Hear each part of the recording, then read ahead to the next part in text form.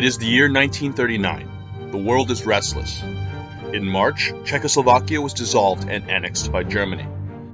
Japan and China have been at war since 1937. The civil war in Spain ended with the victory of Franco and his Spanish nationalists. The British Empire is still a first-rate world power. Chamberlain is the British Prime Minister. Hitler rose to power in 1933. Mussolini rules Italy. Germany and Italy have signed the Rome-Berlin Axis, a military alliance. Roosevelt is the American president. The United States of America is recovering from the Great Depression. Stalin is reorganizing the Red Army after the 1937 purges. Poland and Germany are butting heads. The Germans claim the city of Danzig. We are at the gates of the Second World War. Nazi Germany and the Communist Soviet Union are political opposites. Hitler says that Lebensraum, the Germans' vital living space, is in the east. Stalin never hides his expansionist policies towards the west. But on August 23, 1939, Germany and the Soviet Union signed the Molotov-Ribbentrop Act, a non-aggression treaty. The treaty is received with disappointment in Japan. Some months before, Japan and Germany signed the Anti-Comintern Pact, a pact against the Communist Soviet Union. And now, while Japan is fighting the Soviets in Manchuria, Germany signs a pact with the Soviets. This is an affront to Japanese prestige. Relationships between Germany and Japan begin to cool down. September the 1st, Germany invades Poland. The Second World War begins. The British Empire and France declare war on Germany. September the 4th, Japan announces its neutrality. They already have their own war in China. Due to this war, the United States adopted trade restrictions with Japan. The American embargo creates large troubles for Japan. Japan is a rival for America's plan of economic expansion into the Pacific area. 1940. The war in Europe is raging. In March, Germany invades Denmark and Norway. Then in June, invades Belgium, the Netherlands, and defeats France, one after another. Winston Churchill becomes Prime Minister of the United Kingdom. Italy enters the war on the German side. The war in Africa begins. In the Atlantic, the British convoys suffer heavy losses from German U-boats. The Luftwaffe is massively bombing Britain. The RAF bombs several German cities. September 1940. Japan does not sign the Axis Pact. Indeed, Japan-Axis relations were never that close. Apart from the establishment of technical commissions and some diplomatic relations, there was never any significant type of coordination or military aid between Japan and the Axis. 1941. The war continues down the path we all know. After a pro-British coup, the Axis invades Yugoslavia and then Greece. March 1941. The United States President Roosevelt signs the Lend-Lease Act, allowing Britain, China, and the Soviet Union to purchase military equipment and to defer payments. June the 22nd, 1941. Operation Barbarossa. Germany attacks the Soviet Union. Again, the Germans failed to inform Japan before. Prime Minister Fumimaro Konoe feels betrayed. The Germans clearly trust Japan very little.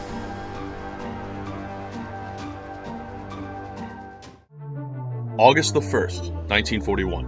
The turning point. The Japanese start the occupation of French Indochina, claiming they need to stop all imports into China, including war supplies from the US. Indochina is controlled by Vichy France. Despite Vichy France not being officially part of the Axis, they have strong ties with Germany. August the 6th, the German government heavily protests and sends an ultimatum: retire or there will be serious diplomatic consequences. Japan doesn't lose time. On the same day, Japan declares war on Germany, France, and Italy, becoming a de facto British and Soviet ally.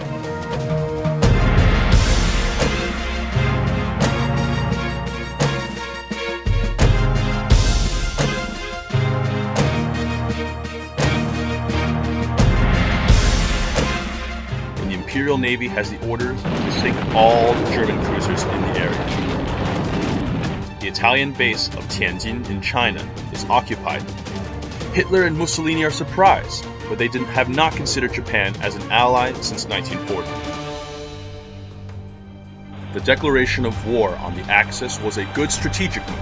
Japan has little to gain from an alliance with the Axis. Europe is far away. Germany and Italy can't help Japan, apart from maybe a naval squadron. And the Axis can, in no way, damage Japan. This war could be a way to circumvent the embargo and obtain from the British Empire at least some of the resources vital for their industries. Last but not least, the Soviets are now allies. The Japanese experienced Soviet firepower at Nomonhan, and now they don't want nothing to do with it. Churchill doesn't enthusiastically pursue this alliance, compared to the alliance with the Soviets, but they are not in a position to refuse such an ally. The Germans are doing all they want everywhere in Europe. The United States of America are isolationists, and who knows when and if they will enter the war.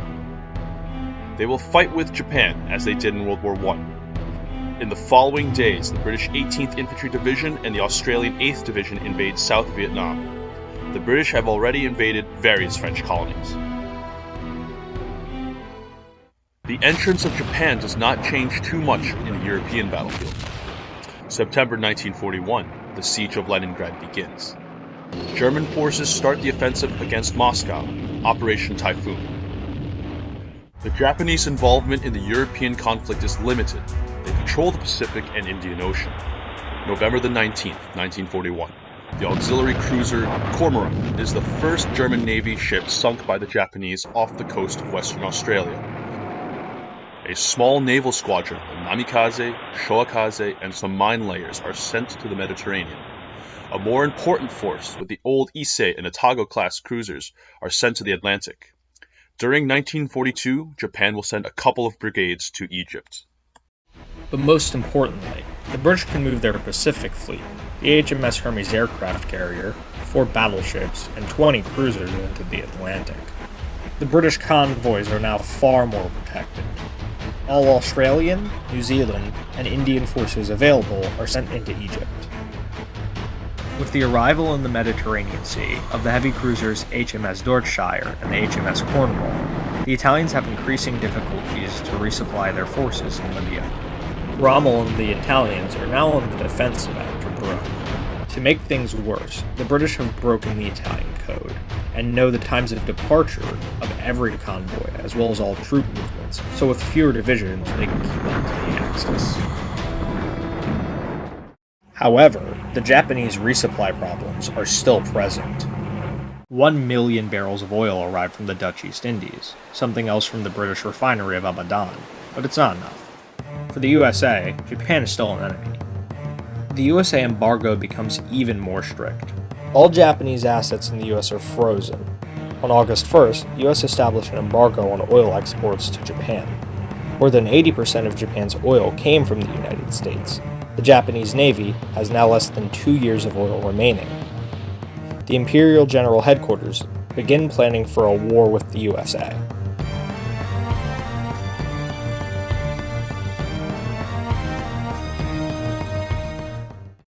25th of September. British and Soviet troops invade Iran. The USA protests. Part of the American industry, Henry Ford first, pressed the government to sell weapons to the Axis too. December 26, 1941. The Japanese take the decision. A Japanese naval force of 6 aircraft carriers under the command of Nagumo depart from the Kurili Islands and arrives undetected near Hawaii. December 7th. The Japanese launches the attack on Pearl Harbor. The attack leaves 8 American battleships out of action, killing 2,400 men. December 8th, the United States declares war on Japan, and only on Japan.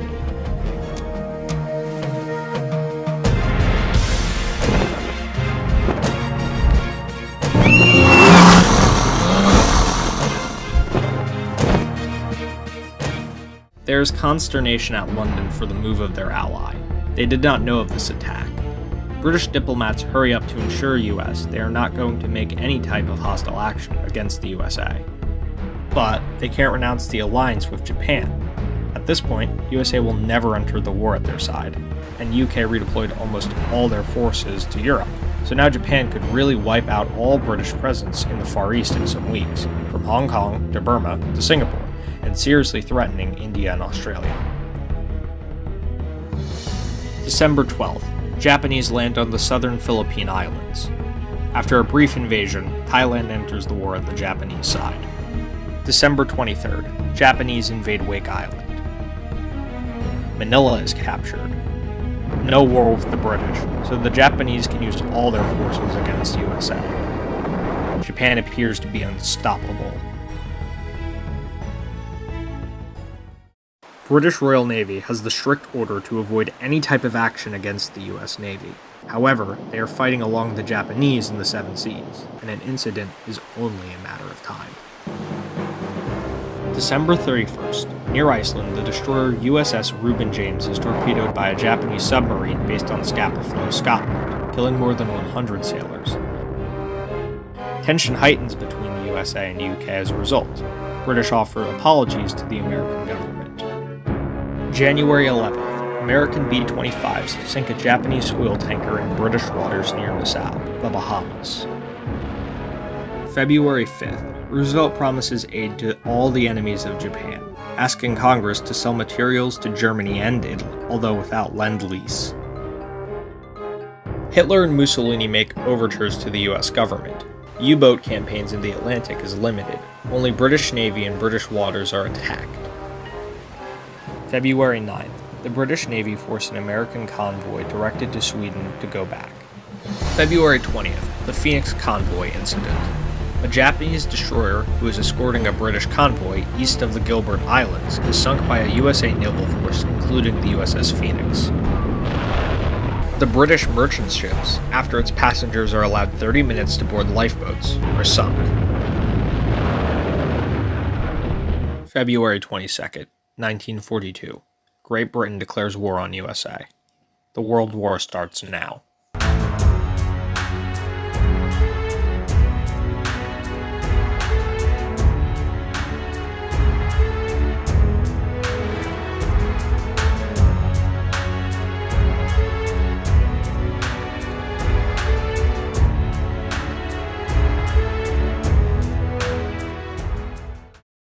There are immediately the first clashes in the Atlantic between the US and Royal Navy.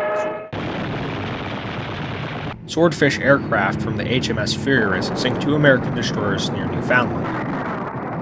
The USS Roper sinks a British submarine. Despite some British believing it's time to recolonize, Churchill declared war on the USA only because he thinks it's inevitable. Britain can't allow a gigantic flow of US supplies, weapons, and oil to arrive in Europe. And better to fight the USA now, when the US Army has not reached its full potential. Churchill hopes that the war will result in a long stalemate, making war unpopular in the United States, followed by a negotiated peace. Australia and South Africa announced that they will continue to fight at the British side, although they will not officially declare war with the United States. There are riots in India, as the USA is a hope for their long-desired independence.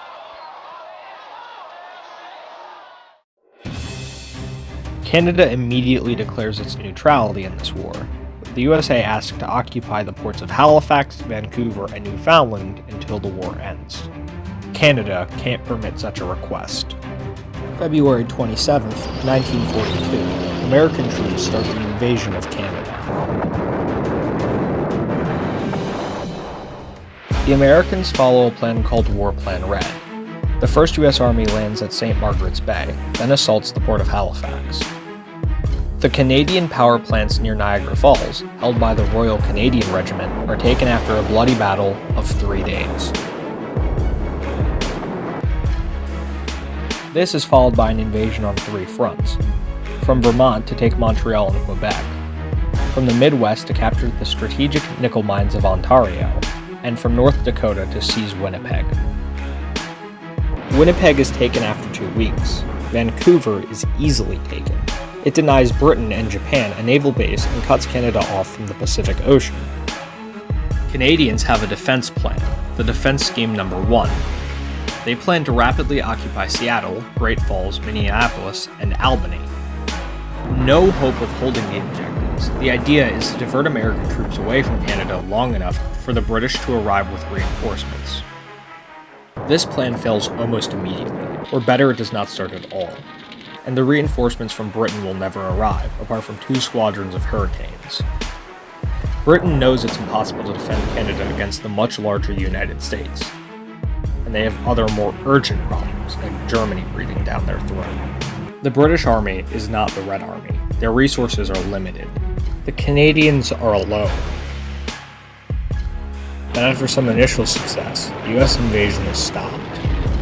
The US Army fails to take Halifax. They only occupy New Brunswick, cutting Nova Scotia off from the rest of Canada at the railway junction in Moncton. The US Army is stopped at the gates of Montreal and Toronto. Canadians are experienced military, better armed, and can take more advantage out of their terrain. Someone sees parallels with the Soviet-Finland Winter War. The USA Army is not ready for the war in 1942. Obsolete equipment, poor training, and a lack of experienced officers. Very few saw combat of any kind. The USA has no real tank force. The primary tank is the M3 Lee, a tank with a very limited 75mm gun, smooth tracks, and an impractical high profile. It can be killed from almost anywhere and in any kind of terrain. The B-24 is yet in service, but with low numbers, and there are the B-17s. The USAAF's best fighters are the P-40 Tomahawk and the P-39 Airacobra. The P-38 is already operational. The US Navy's battleships were never tested in war, except for their diving ability at Pearl Harbor. Hitler and Mussolini are pleased for the entry into the war of the USA. Hitler does not take the Americans too seriously, but apart from the stop of the Lend-Lease, he hopes that the US will distract the important British force away from Europe. Europe, 1942, Eastern Front. The Soviet winter counteroffensive pushes the freezing German army back 100 kilometers from Moscow. The front stabilizes. The siege of Leningrad continues. Part of the British Navy leaves the Mediterranean to fight in the new Atlantic front. Royal Navy air carriers Hermes, Penelope, Repulse, and the battleship Prince of Wales are deployed in the Far East, but far from the war zones. In the western northern Atlantic, the American Navy try to block British-Canadian traffic, but they do not attempt to openly face the British fleet, nor for the moment send soldiers or materials into Europe. The Royal Navy is still the strongest navy in the world. There are the first collaborations with the Germans. German U-boats in the St. Lawrence Bay sunk several merchant ships. US public opinion, after some differences, will attempt to fight at Hitler's side, as in our timeline they accepted to fight for Stalin. Pacific Ocean, 11th of March. The Japanese land on Mindanao. April 31st, MacArthur evacuates the Philippines. 2nd of May 1942. Japanese land forces invade Indonesia, fearing a similar action by the Americans. The Dutch government in exile at London can't do anything. There are weak protests from London. The Dutch are allowed to continue to administer Indonesia. The Dutch East Indies alleviate part of the oil problem to the Japanese Navy. 4th to the 8th of May 1942.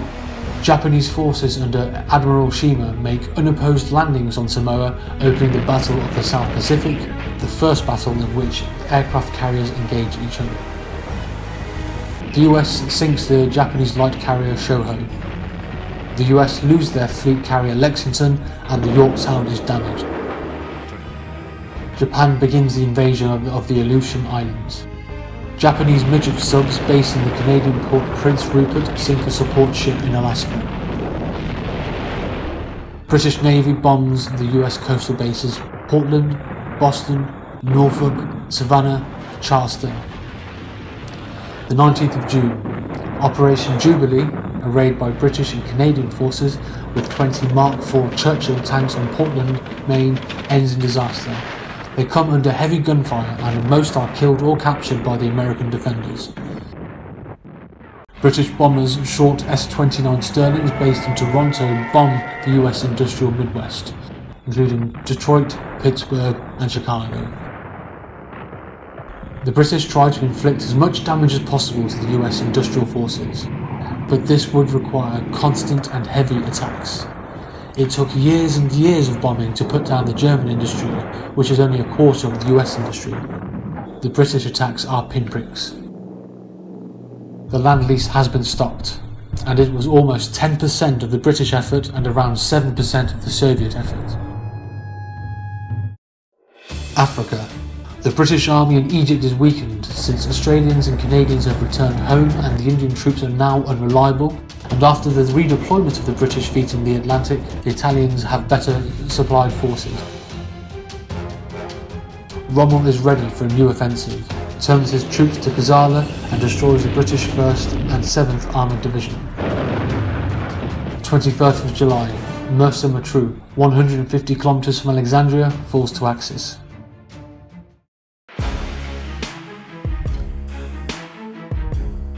Japan's leaders hope that after Pearl Harbor the United States would negotiate a compromise rather than a long war. Things are going differently. The Imperial Navy try another blow. They plan to take Midway in a rush before American reinforcements could arrive. 4th of June 1942, Admiral Nagumo orders the aircraft to attack Midway. The Battle of Midway opens. The Battle of Midway will be almost the same as in our timeline.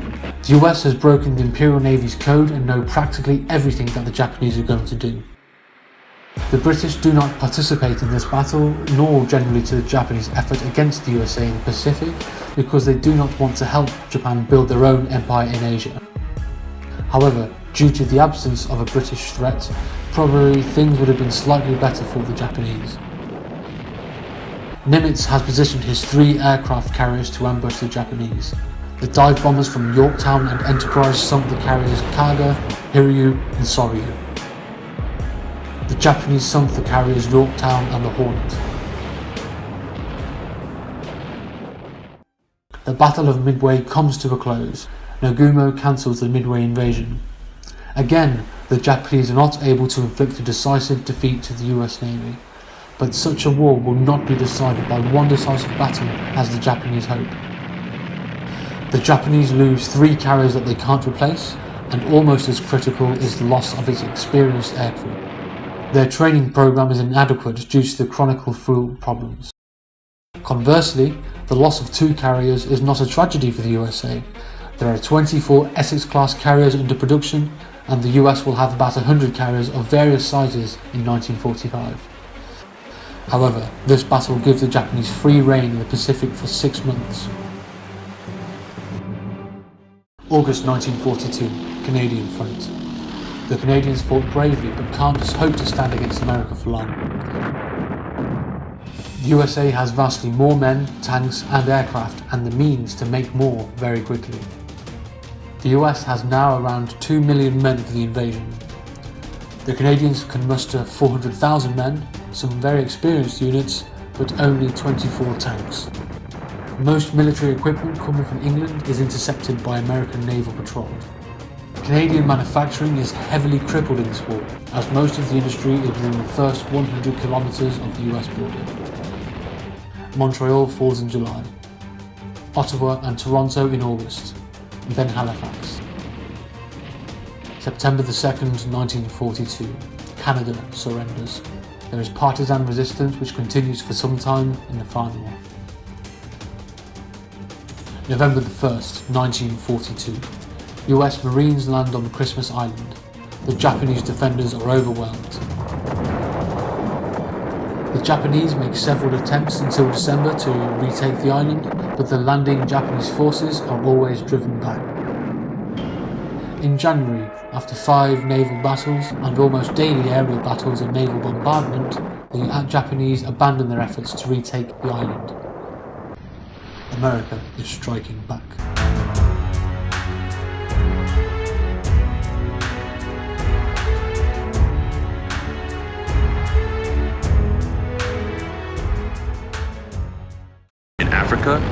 Axis tries to break the British resistance at El Alamein.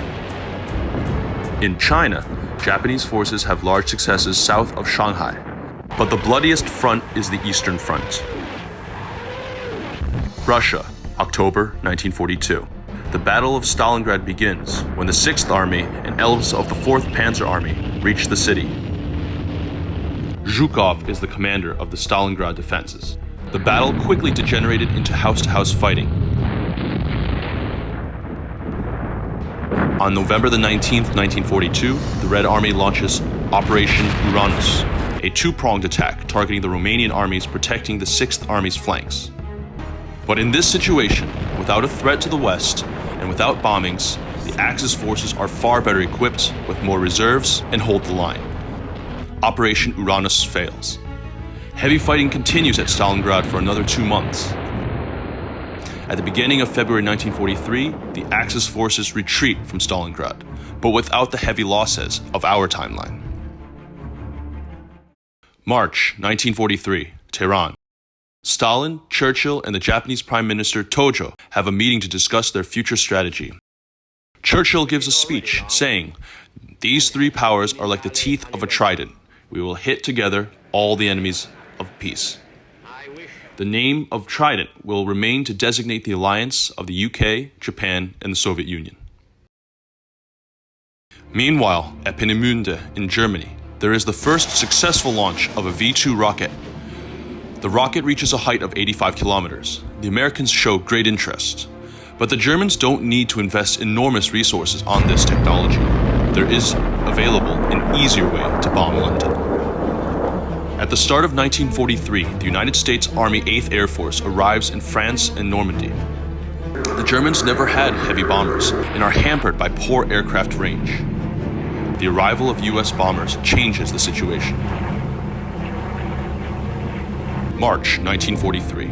64 B-17 and B-24 bombers dispatched from the airbase at Châteauneuf, France, fly the first American bombing raid against the British, targeting the port of Southampton, escorted by German Messerschmitt Bf-109s. They lose 4 planes. An increasing number of raids will follow in the next months. From Norway, American B-17 bombers participated in the German effort against Leningrad. In May 1943, 250 USAAF heavy bombers are available in Europe. The Eagle Squadron, the American volunteers in the Luftwaffe, are officially transferred to US Army Air Force. General Dwight Eisenhower arrives in Berlin, ready to assume the post of commander of American forces in Europe. But in the East, the Soviets continue their slow advance. China, February 1943. The Japanese 3rd, 6th, and 40th Divisions take Changsha. March 1943. 60 Japanese battalions start the Zhejiang-Jiangxi campaign. April 1943. Isamu Yokoyama, commander of the Japanese 11th Army, enters Changde. In the meantime, the Soviets invade Xinjiang. The Chinese army collapses. Chiang Kai-shek surrenders in India to the British. But the communists organize guerrilla actions in northern and eastern China, behind the Japanese lines. Japan lacks sufficient manpower to control China's vast countryside. Apart from bolstering Japanese morale, the conquest brings few benefits for Japan. China is agrarian and poor. The captured territories don't have any industrial infrastructure. And the main problem for the Japanese is not China. By 1943, American factories begin to churn out seemingly endless quantities of equipment, ships, and planes. There is no match between the USA and Japan, regardless of how many initial victories there are. The population of the US in 1940 is 132 million, while the population of Japan is half, 73 million. The US produces 5 times the steel, 7 times the coal, 40 times the iron ore, 80 times the cars, and has more modern factories. The US has the resources to quickly design and produce new generations of fighters, bombers, and carriers in great numbers, while Japan mainly relies on updating pre-war designs and can't even produce enough of those. In addition, the US has all the necessities for making weapons within its borders. Japan and Britain have to import everything. In our timeline, the American immense superiority in men and equipment was being largely diverted to the European war. In this situation, the USA adopts an Asia First policy, using most of their power against Japan, and the United States of America has another trump card. During 1943, a team led by Enrico Fermi, with the participation of German scientists Karl Heisenberg and Paul Hartek, initiates the first nuclear chain reaction. The Manhattan Project has begun. The United States is the only nation which can waste resources for the development of a weapon which might work or not. August 1943, the Eastern Front. The Germans are now far from Moscow and Stalingrad and continue to lose ground. But Red Army forces have a salient near Kursk. The situation on the Eastern Front is different from our timeline. There is no Lend-Lease for the Soviets. Lend-Lease was not vital for the Soviets, but it still delivered 11,000 planes, 6,000 tanks, and 300,000 trucks. The Germans don't have to spend a fortune defending France. The Italians, Romanians, and Hungarians are still on the field. The Axis has millions more soldiers available. There is no bombing of German industries. There is a huge upgrade in the quality and quantity of German war material.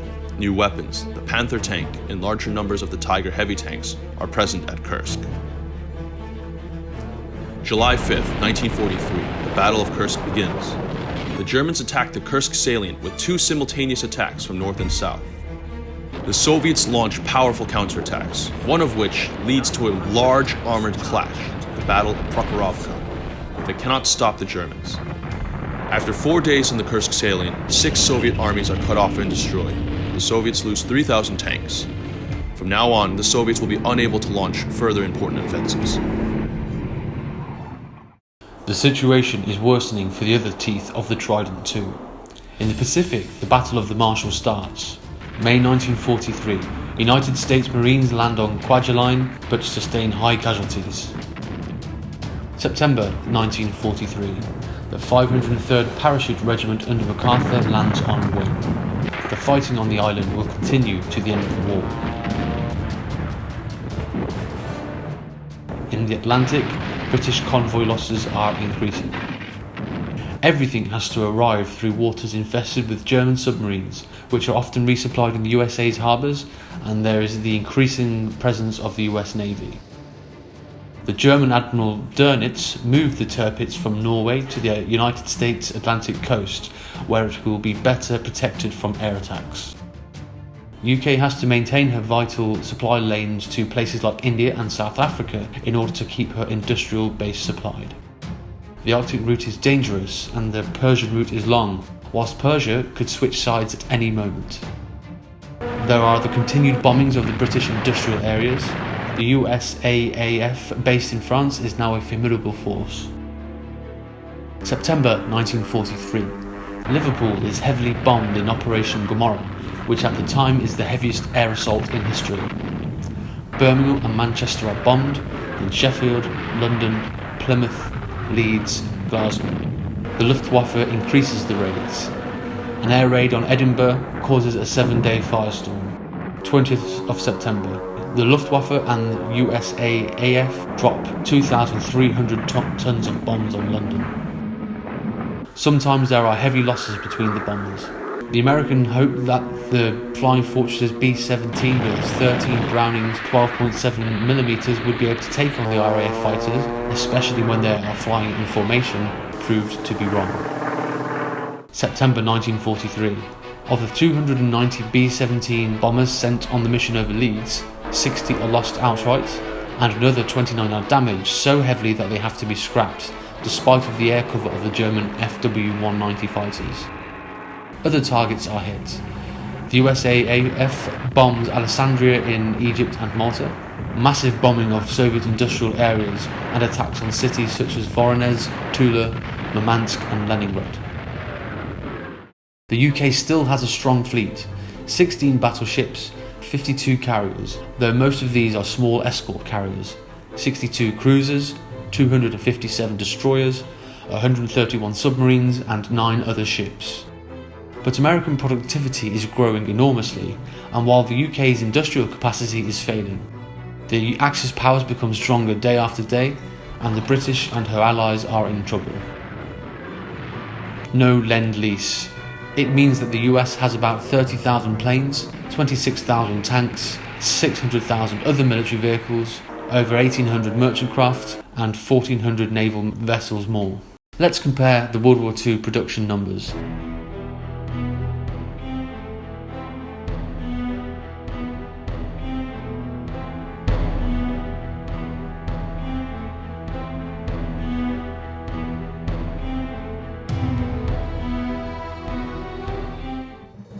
The British High Command knows that in the long run there is no hope. The Royal Navy plans to draw the US Atlantic Fleet into a decisive battle. This showdown could change the war.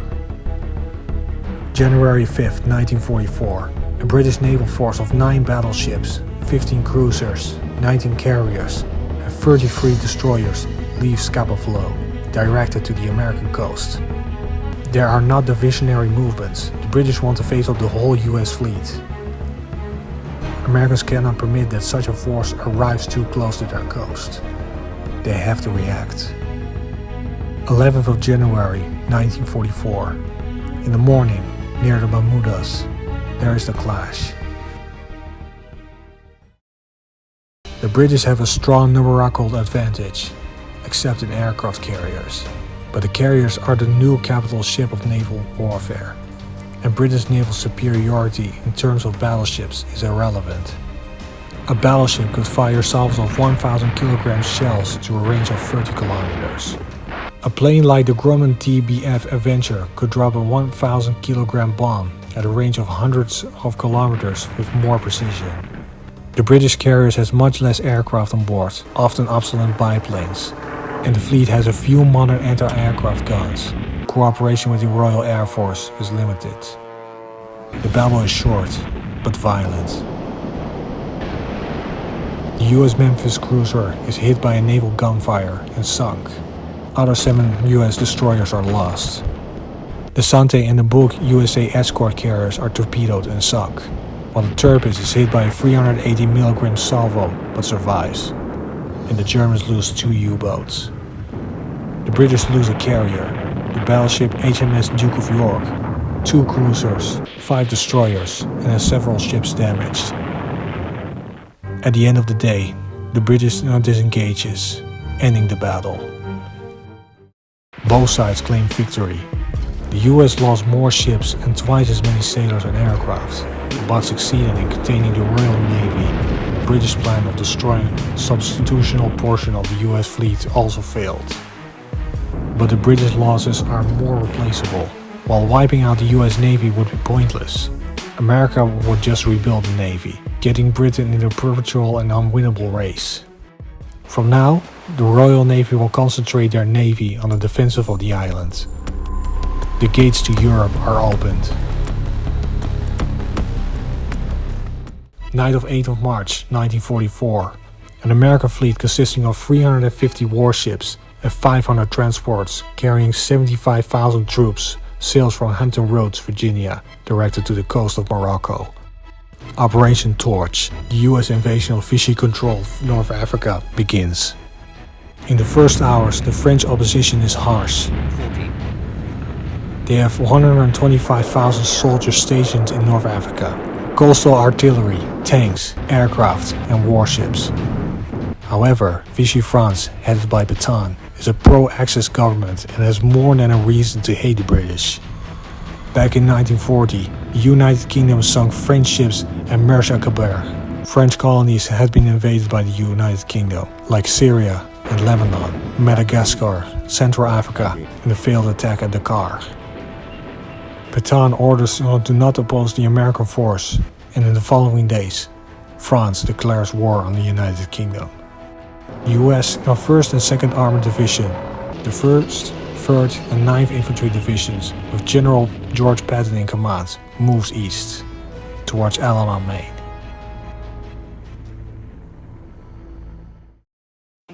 Spain. Franco makes to Hitler and Mussolini enormous requests for food, petrol, and arms for joining the Axis. It is enormous for the Axis, not for the USA. March the 29th. After a meeting between Franco and Eisenhower in Madrid, Spain enters the war. Gibraltar surrenders. April the 22nd, 1944. Brazil declares war on the Trident, followed by Argentina and Mexico. The first U.S. convoy arrives at Bordeaux in January 1944, carrying canned meat and spare parts. It will be followed by an increasing flow of material, and before the end of the war, the Axis will receive 18 million tons of weapons, supplies, and food. 11,000 trucks, 8,000 jeeps, 7,000 tanks, of which 4,000 are Shermans, 9,000 aircraft, 3,700 of which are P-39 variants, 8,000 motorcycles, high-octane aviation fuel, ammunition, artillery shells, explosives, and 2 million tons of food. The USA provides steel, aluminum, copper, nickel, and manganese to feed German industry. Parts of the German Tiger heavy tank are produced in the USA, then assembled in Europe. The US Sherman M4 tank is modified by the Germans, fitting it with the more powerful 88mm gun, but they will never be used on the Eastern Front. Most importantly, the Axis receives 10 million tons of vital oil. The Bahamas and Jamaica are invaded in January, and Iceland is taken in April. Bermuda is bypassed, it's fairly isolated. There is no naval or air power, and it cannot be resupplied. It is repeatedly bombed to destroy any possible threat.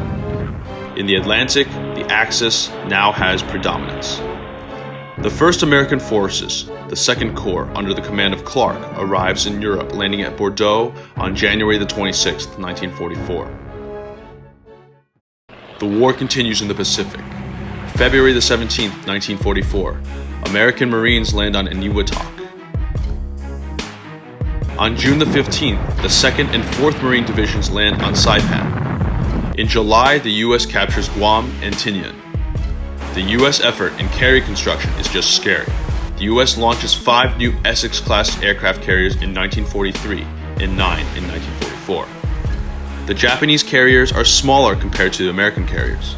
The Essex class carries 90 aircraft. The new Japanese carrier has only 60 aircraft. The British, distrusting its Japanese ally, fails to share its expertise in radar technology. June 19 through 20th, 1944, the Battle of the Philippine Sea. 9 Japanese aircraft carriers and 500 land-based aircraft face the US 5th Fleet, which has 15 fleet carriers and 950 aircraft, under the command of Admiral Spruance. It is the largest carrier battle in history, and another defeat for the Japanese. The Taiho, Shokaku, and Hiyo are sunk, and 630 Japanese aircraft are lost. This is effectively the end of the Japanese carrier force. The Japanese had spent a year reconstituting their carrier air groups, and the Americans destroyed it in 2 days. Japan is now within range of American B-29 bombers. Africa, July 1944. The arrival of the American forces and the flow of ammunition and oil that follow is decisive. At El Alamein, Rommel and the Italians, re-equipped with Sherman tanks, can finally break the British 8th Army's resistance and enter Alexandria in August. In their first battle at El Hammam near El Alamein, the inexperienced American troops are forced to retreat, but the 2nd Corps of Patton will be the first Axis group to enter Cairo. Suez is taken in the first days of September 1944. Malta surrenders at the same time. August the 31st, Turkey enters the war on the Axis side. July the 26th, 1944. There is the first aerial victory for a jet fighter. An Me-262 damages a de Havilland Mosquito aircraft.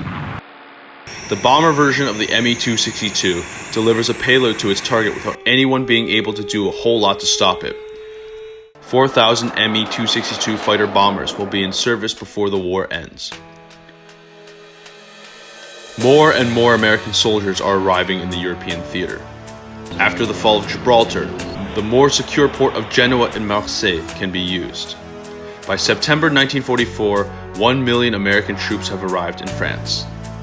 September the 16th, Eisenhower flies to Berlin to discuss Operation Sea Overlord, the invasion of Britain.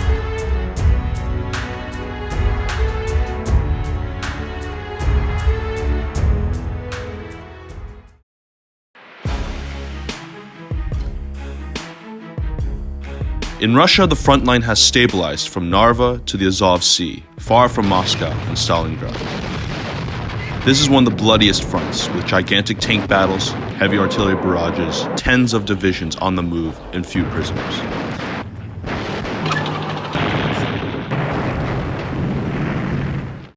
In the Pacific, Japan is losing ground. September 1944, American Marines land on the Palau Islands.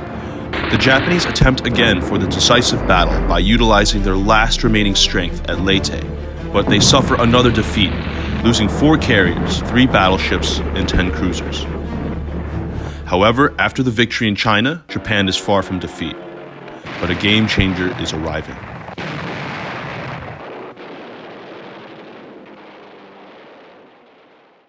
December the 16th, 1944, Alamogordo, New Mexico. The US conducts the first test of a nuclear weapon, months before then in our timeline, thanks to the collaboration of German scientists. The USA has 2 nukes ready for 3 enemies. It is too dangerous to drop the bomb in Japan. The bombing campaign started only some months before. Following German requests, the bombs will be dropped over Russia. January the 4th, 1945, a modified B-29 takes off from Norway and drops the Little Boy on Leningrad.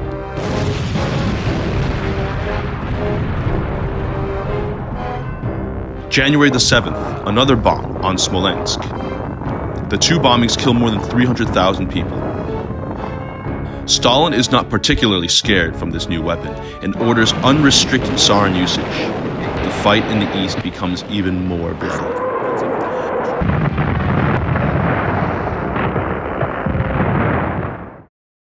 Operation Overlord, the invasion of Britain, is set for the 26th of March, 1945. Nearly 120,000 troops using 4,000 vessels will cross the British Channel. It will be the largest amphibious military operation in history. Before the landings, 1,000 bombers will drop 5,000 tons of bombs on British defenses. The P-51 Mustang fighters are now protecting American bombers. Atomic bombs will probably be used as well. At the time, the secondary effects of the nukes were not well known. The Axis commits 40 divisions to the Battle of England, 19 German, 16 American, 3 French, and 2 Italian, totaling around 1 million troops. General Dwight D. Eisenhower is appointed commander of the Expeditionary Force, and Rommel is named as the commander of all the land forces involved in the invasion. The first wave of the landing will consist of 11 infantry divisions. 2 infantry divisions on New Romney Beach, codenamed Omaha, assigned to the Americans. 2 infantry divisions supported by 3 battalions of tanks on Rye Beach, codenamed Utah, assigned to American and French. 2 infantry divisions on Bexhill Beach, codenamed Schwert, assigned to the Germans. 3 infantry divisions on Cuckmere Haven Beach, codenamed Juno, and assigned to the Germans and Italians. The American 82nd and 101st Airborne Divisions and the German Brandenburg Regiment will land in Kent, north of Hythe, to seize the aerodrome at Lympne and to capture Folkestone. The second wave of 8 Panzer and motorized infantry divisions will arrive after some hours. A third wave is formed of 6 further infantry divisions. The Strait of Dover will be blocked at both ends by mines. In the months leading up to the invasion, the Axis conduct a misinformation campaign to lead the British into expecting an attack on Anglia. However, the landing will never happen. In Great Britain, the situation has become untenable. The combined American-German Navy caused the UK to be almost entirely blockaded. The US Navy is now larger than every other navy in the world, combined.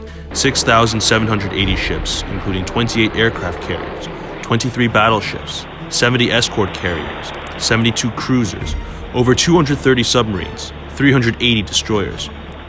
Bombers continue to hit England, especially London. The empire is lost. India is in open revolt.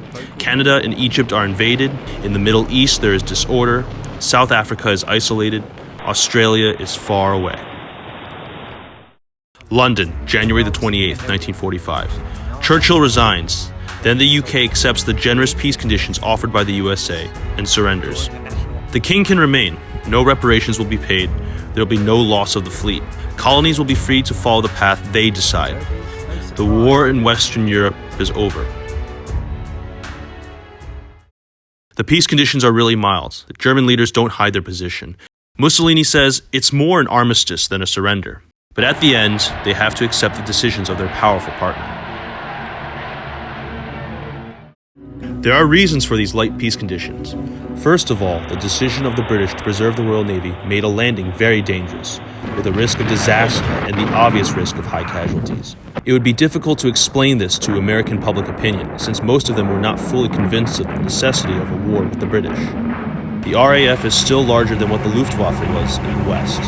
In 1944, the UK stopped producing bombers and focused more on fighters. But the main reason is that a defeated and invaded Britain would leave the whole of Europe to the Axis, and the United States of America needs a strong UK to be turned into an ally after the war. However, Hitler was never interested in a war with Britain, and at the price for peace with Britain, Hitler earns free hands in the East. The Eastern Front had few operations after Kursk. The Soviets restarted their slow advance, but with no major operations. The Soviet Union still has the strongest land army in the world. They produce twice the artillery of Germany and the United States of America combined. The same number of heavy tanks as US and Germany combined, more machine guns, more everything that is on the ground, literally. But their situation is worsening day by day. Hundreds of civilians die from starvation and diseases every day. In the Russian skies, the Axis has predominance. From the Turkish oil fields, the US 9th Bomber Command bombs the Baku oil fields. 80% of the Soviet oil comes from the Caucasus. B-29s strike at the heavy industry in Siberia. The Soviets have difficulties intercepting these high-altitude aircraft. The Germans never had this type of bomber, and air combat over the Eastern Front was generally at lower altitudes, so the Soviets never had the need for high-altitude fighters. They have the very limited MiG-3, and in early 1944 they finished the trials of the I-211, armed with two 20mm cannon. However, the damages from the bombings are limited. A strategic bombing could flatten a city, but it's ineffective for hitting an industry hidden somewhere in Siberia, and the crews of the B-29s that are shot down rarely survive. With Britain out of the war, all Axis forces in Europe moved to the Eastern Front, so there are around 1 million extra troops available compared to our timeline. US forces are starting to be deployed in Turkey, and the 10th US Mountain Division is in Finland. The Finnish army is now able to cut off Murmansk. March 1945, the Soviet Central Front takes Kharkov, but at a high price. In the south, von Kleist launches an assault on Rostov, but the Soviets hold the line, again with high losses. The Red Army has already lost millions of men. April the 11th, 1945, Stalin is killed. A time bomb hidden in a suitcase detonates during a speech in Moscow. A military junta, led by Zhukov, Konev, Rokossovsky, and Khrushchev, seizes power and immediately starts the negotiations for an armistice. Japan is under heavy bombing by air and sea. The American submarines blockade Japan. Few raw materials arrive from Indonesia and China, where a bloody guerrilla war cost Japan too many resources. The Japanese increase their use of kamikazes, but they cannot stop the American advance. January the 9th, Americans land on Luzon and Corregidor Island. The 19th, US Marines invade Iwo Jima and Palawan. The Battle of Okinawa, the bloodiest battle fought in the Pacific, takes place during this time. July 1945, MacArthur announces that the Philippines have been taken. The Japanese Empire is cut in half. August 1945, the USA has another 3 nukes ready. This time, it's Japan's turn. B-29 bombers from Tinian drop atomic bombs on Hiroshima, Nagasaki, and Kitakyushu, killing around 300,000 people. One of the peace conditions imposed on the Soviets is that they have to declare war on Japan 90 days after their armistice, the time they needed to shift the required number of troops from the European front to the Pacific. August the 9th, exactly on schedule, 90 days after the war ended in Europe, the Soviets enter the war. A battle-hardened 1 million-strong Soviet force wipes out the Japanese Kwantung Army in Manchuria in 3 weeks. That's why in our timeline, the Japanese always avoided disturbing the Soviets. August the 15th, Emperor Hirohito issues a radio broadcast announcing the surrender of Japan. The Second World War is over. The conflict caused 75 million deaths, half of them in Russia and China.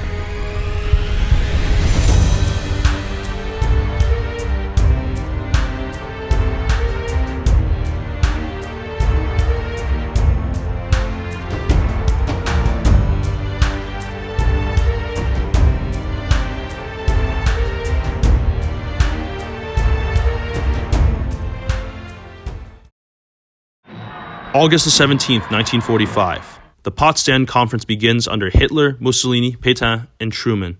Roosevelt died in April. The goals of the conference is the establishment of a post-war order and spheres of influence. Spain obtains Gibraltar. Finland retakes the territories lost during the Winter War with the Soviet Union and some lands in Karelia.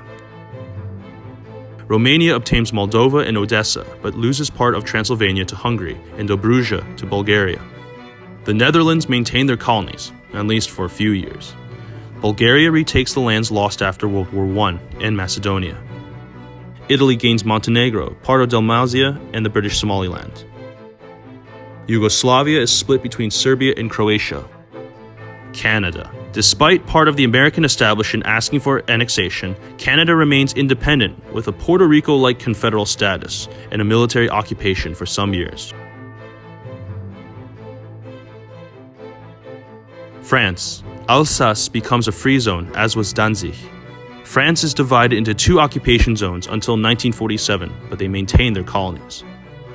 The Germans leave Scandinavia, Belgium, and the Netherlands, but the USA has to accept the German annexation of Luxembourg, and Germany is free to build its empire in the east, as the Soviets did in our timeline. The lands Germany lost after World War I are returned to Germany. The Baltic states, Poland, Belarus, and Ukraine are all German puppet states. Other eastern countries are also under German influence. Japan loses all their possessions in Asia, as in our timeline. Korea is not split in half. After the war, Britain is almost the only destination for the Marshall Plan and rises rapidly, but they lose the empire. India becomes independent right after the war, soon followed by all the other colonies. The Chinese Civil War ends with a complete communist victory. There will be no Taiwan. In the Soviet Union, Khrushchev becomes the first secretary of the Communist Party. In the French elections of 1948, in which no Communist Party is allowed, Pétain wins the elections by a few votes. France remains a part of the Axis. In Norway, Quisling remains head of a pro-German government. Rudolf Hess is handed over to the Germans. He is executed in 1947. The killing of the Jews happens the same as in our timeline, but in rather low numbers, and with Germany being on the winning side, it will be almost forgotten, as happened to all of Stalin's massacres of the Ukrainians, Baltic peoples, and political opposition as in our timeline. Around 1 million Jewish refugees enter Israel during and after the war. The Germans are happy to let them go. In 1940, they even thought of relocating all of the Jewish population to Madagascar. A Cold War between the Axis and the USA soon begins. The United States creates the NATO military alliance in 1949 in response to the Axis alliance. Both sides and the Soviet Union have the atomic bomb. There are various regional conflicts. Vietnam, the Chinese Civil War, the Cuban crisis, fights in India between Hindus and Muslims, a civil war in North Korea, Arab-Israeli conflicts, revolts in the Italian, French, and Dutch colonies, and discontent in the German-dominated Eastern countries. The world will not be a boring place in the coming decades.